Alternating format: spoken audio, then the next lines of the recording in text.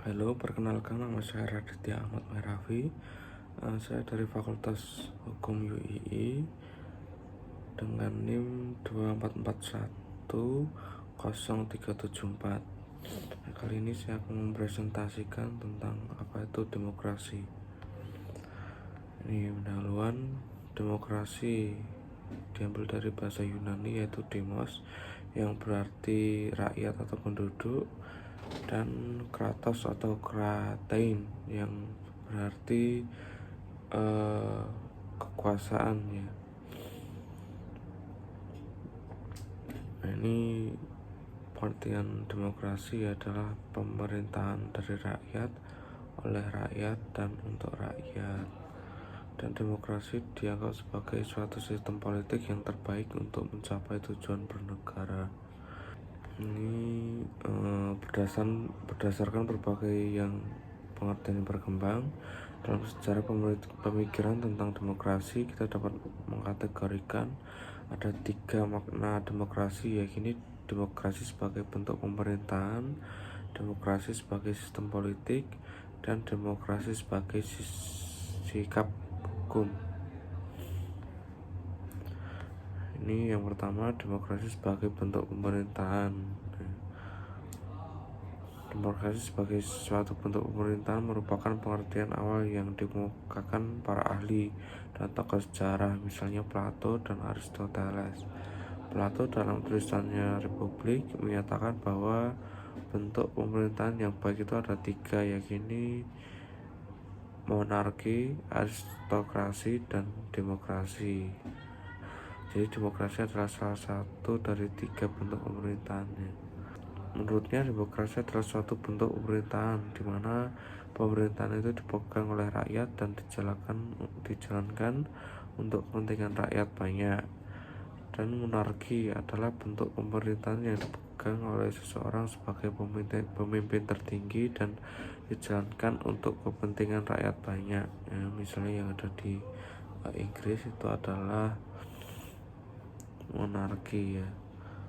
Dan aristokrasi adalah suatu bentuk pemerintahan yang dipegang oleh sekelompok orang yang memimpin dan dijalankan untuk kepentingan rakyat banyak.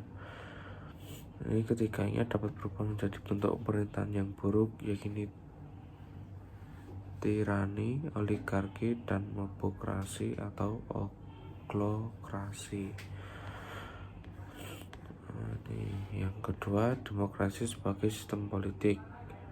Demokrasi tidak sekedar dipahami sebagai bentuk pemerintahan, tetapi lebih luas yakni sebagai sistem politik.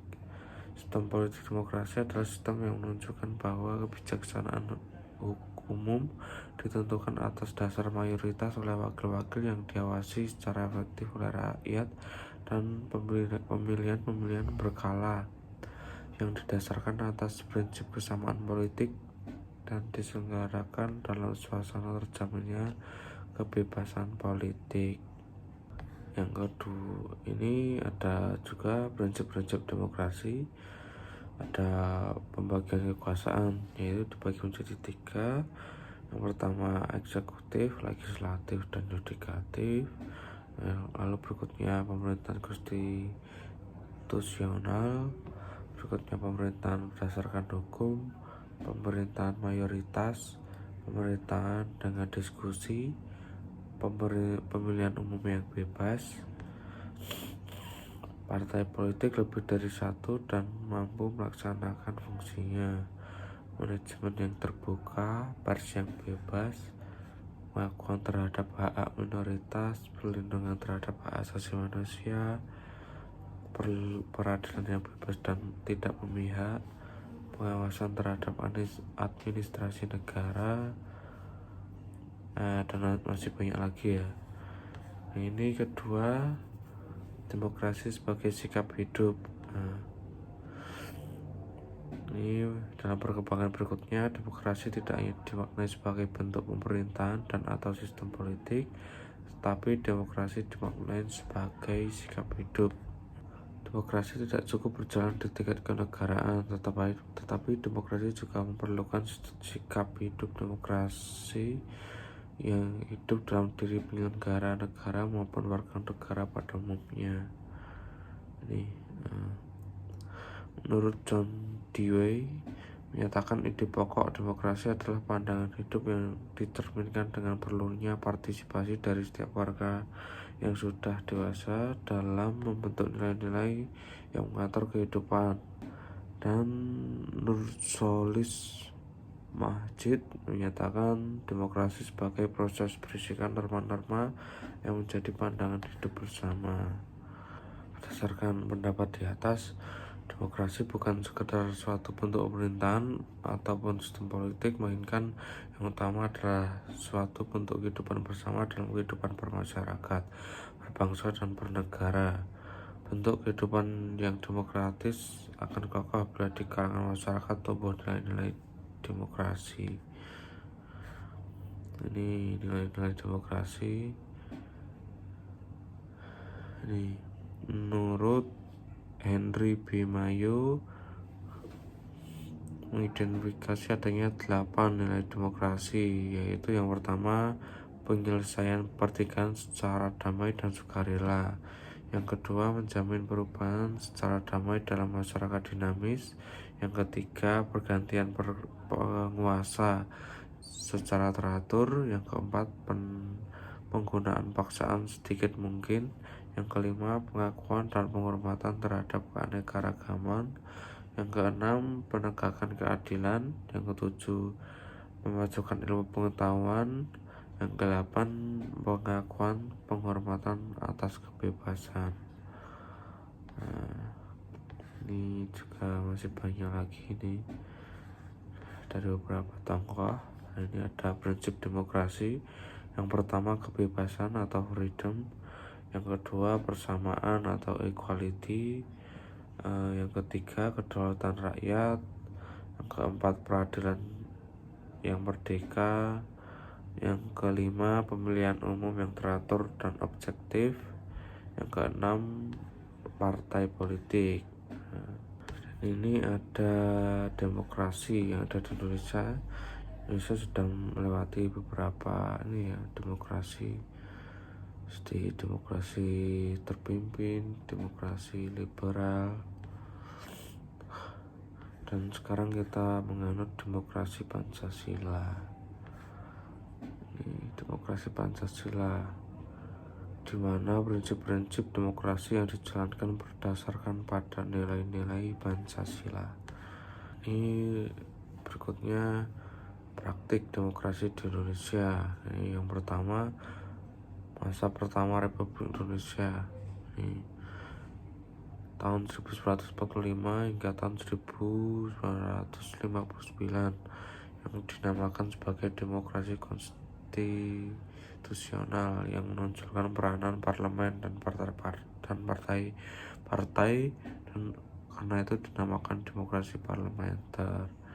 Yang masa kedua Republik Indonesia tahun 1959 hingga 1965 yaitu masa demokrasi terpimpin yang banyak aspek menyimpang dari demokrasi konstitusional.